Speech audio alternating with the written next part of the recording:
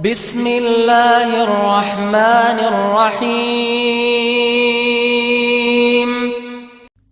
به نام خداوند بخشنده مهربان. تبت یدا ابی لهب و تب. نفرین بر دستان ابولهب که پیامبر را آزرد و مرگ بر خودش. ما اغنا عنه ماله و ما کسب.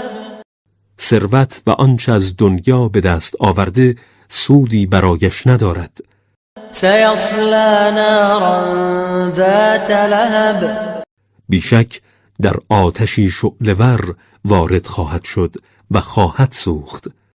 و امرأته حمالة الحطب. همچنین همسرش، همون که با خود هیزم حمل می کند. فی جیدها حبل من مسد. که در گردنش برای حمل هیزم تناب محکمی از پوست درخت خرما قرار دارد.